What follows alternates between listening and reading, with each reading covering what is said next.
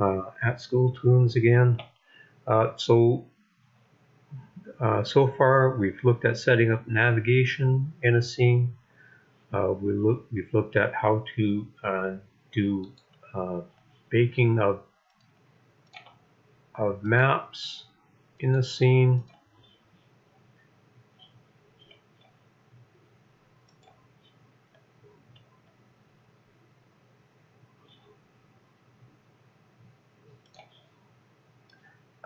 So navigation will work.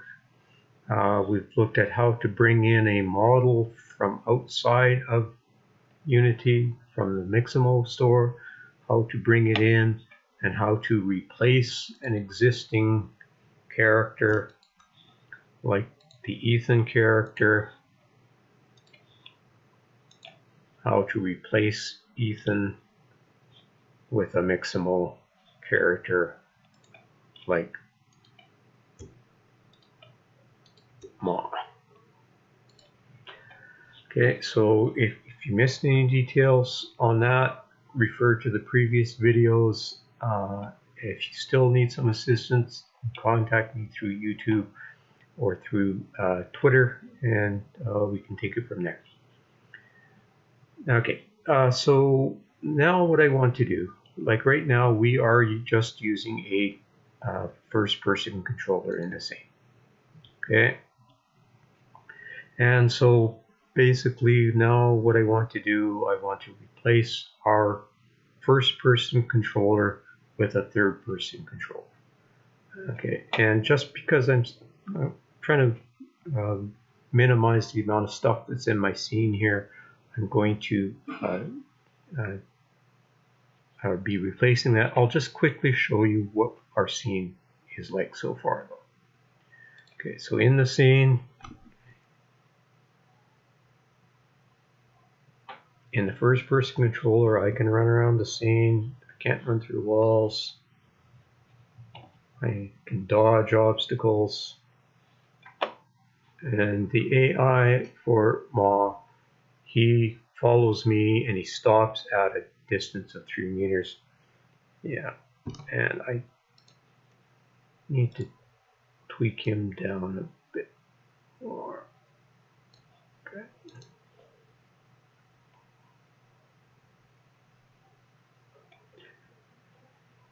So I want it to be nicely on the ground there. Okay, so he's going to follow me, and he does not follow my path. He follows whatever the closest distance is. Okay, so if I can go through the columns, twisting and turning, going around obstacles, coming around the other side, he knows where I am and he tries to get to me by the most efficient manner, which is what you would want for a follower.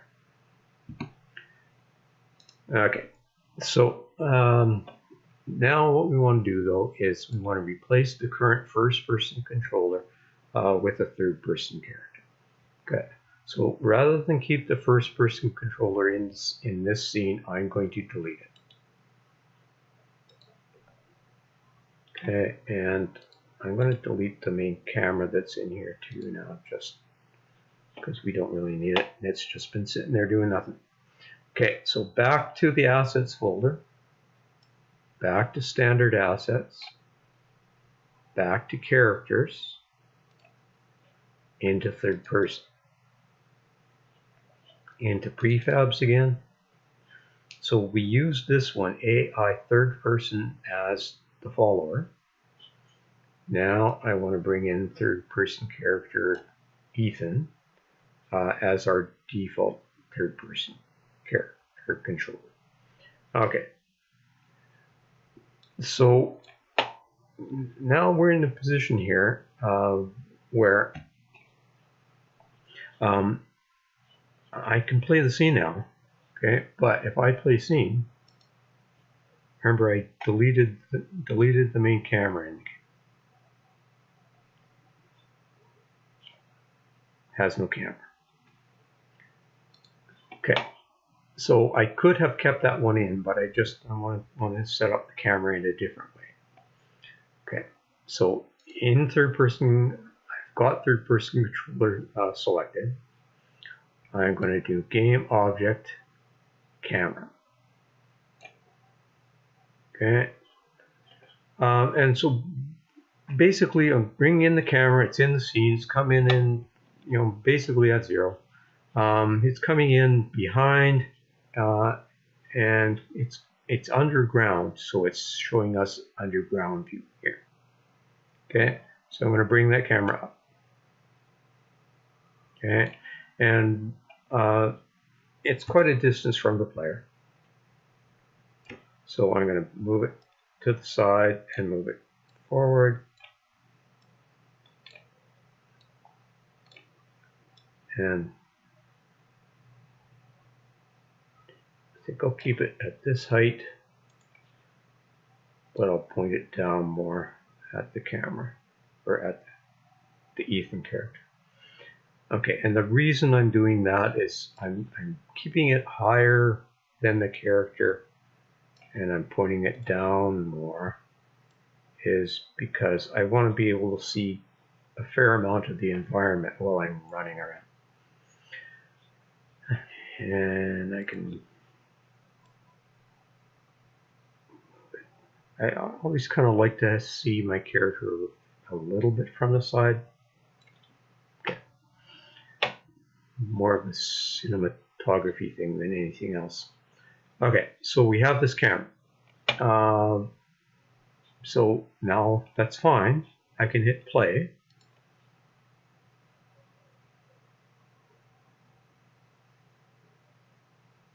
So there's my character. I can move around. I can use a keyboard to move the character around. But my camera is not following him. Okay, so I'm going to stop. I could take that camera object and I could drag it into the third-person controller and I could hit play.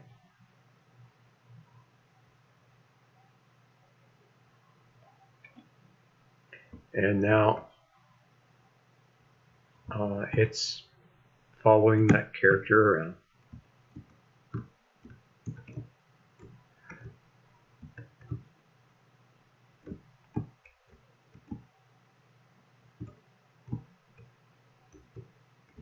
Okay.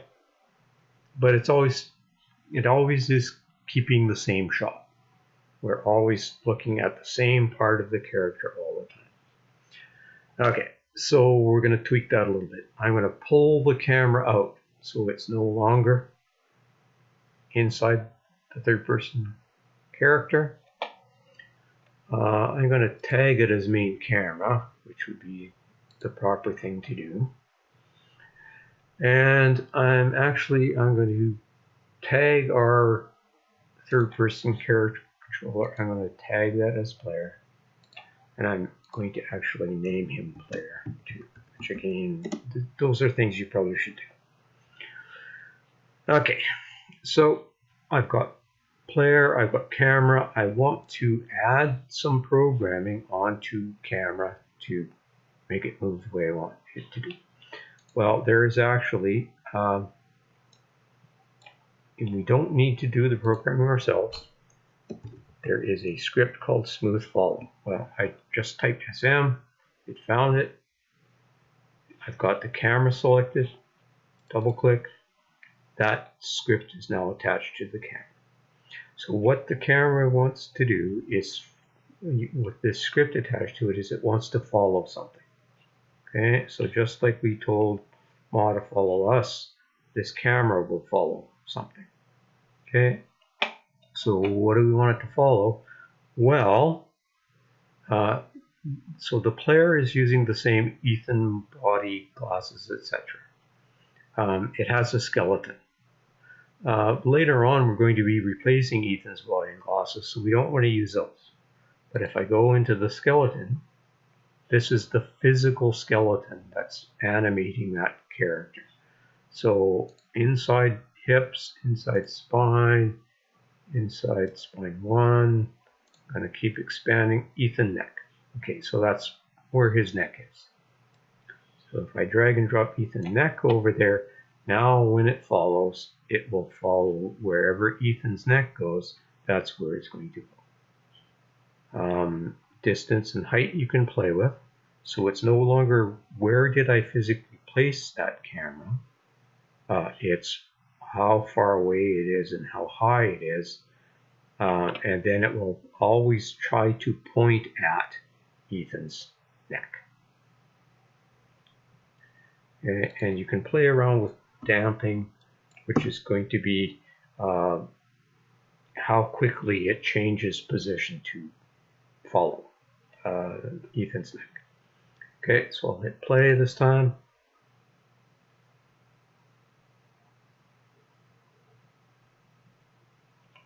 Okay, so you'll notice that the camera is quite a bit farther away now. Okay, and that's because of the default settings on that script. The default distance is quite a bit. Distance 10 meters, height of 5 meters. So I'm going to reduce that a lot. I'm going to say distance 4 meters, height of, I'll say 3. Okay, and I'm doing this while the game is running. So then I can click back into the window and I can see. Okay.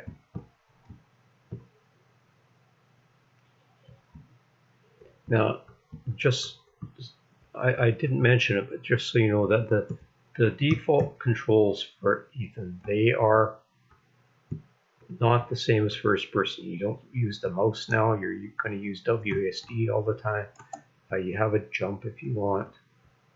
If you hit C, you can crouch. Okay, so you can play around with those settings. Okay, and then you're going to want to put them back. When you stop the scene, you're going to want to hit those again. And might want to save those settings, and let's just go back now. So I've saved those settings. So this is my setting on the player. So the camera does not stop moving right away. If I stop moving, there's still some movement in the camera. It's following his neck. So he's in an idle. So there's a little bit of motion on his neck in the idle. So it will continue to follow wherever that transform goes. Okay. If you want to have it so that the camera is perfectly still, you can add a new object into the player to be the thing that it follows, and you can put it into the player outside of the skeleton, and then it won't move. Okay, so I'm going to show you that for an example. Okay, so on the player, I'll right click, I'm going to create an empty object, and on that empty object I'm going to drag it up, and I'm going to say camera target on that. And on our camera object, I'm going to exchange camera target for Ethan neck. Okay, so notice again, camera target is not part of the skeleton. It's outside the skeleton, separate from the animations, which are skeleton based. So when the animation happens, camera target is not part of it. Hit play.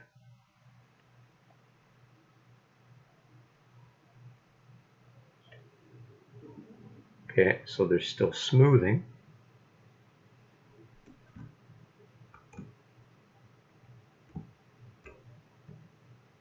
So there's some movement as the camera gets back into the position that it wants. But once it's in position, it's no longer moving. Okay, so it's kind of, to me, that's kind of a nicer feel. You're not, it's not so much of a seasick or riding on a boat kind of feel to it. Okay, so that's the setup for third person. That's relatively straightforward, but there's some things to deal with there. We can look at some of the settings on the third person character controller just so that you can see some of it. Later on, when we get into, if we get into any of the physics, there are things you can do with mass and drag and all that. I'm not going to look at.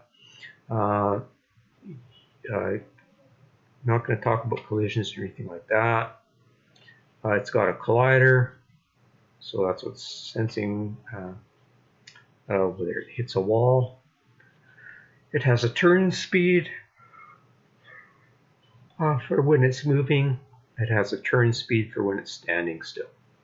It has a jump power, has a gravity multiplier, has a move speed multiplier, has an animation multiplier, has a ground check distance. So it is not actually using this pill shape to sense whether it is on the ground. It's doing something else called ray casting. Won't get into that now. Okay, so again, just to review. On our AI now, let's. Okay, sorry. So I brought in Ethan. I set him up. I set up a camera. Okay, we have the AI May character. We have it set up, or we did have it set up to follow the camera on the first person control. Okay, so we have a character now. May is still using the animations from the original AI character controller. When I hit play now,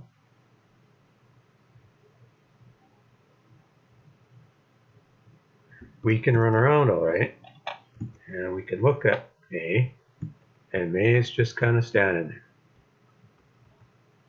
May is idling, but doesn't know what to do. Okay, so we need to give May a new target.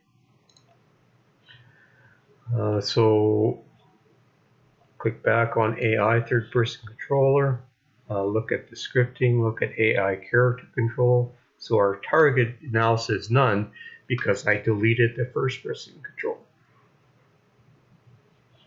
So need to give it a new target. Well, we made this camera target.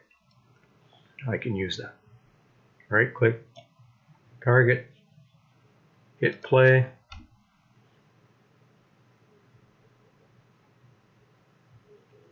And so again, now I've got third person character controller controls on it, so I'm just using the keyboard, and occasionally as I'm doing my turns, you can see the May. Yeah, I'll go character showing up, and May is always trying to be 3 meters away from me. So sometimes May is in the scene, in the shot. Sometimes May is not. But May is now always trying to find me.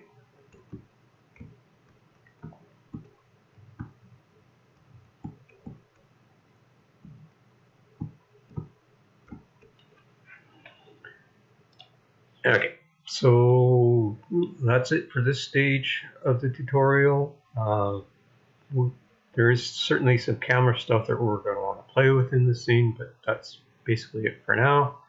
So again, I'm trying to go slowly and carefully on this so people can see the steps. If you missed any of the steps, you can contact me through YouTube or through my Twitter account at SchoolToons, as in cartoons, and be happy to get back in touch with you and to help you out. Okay, bye for now.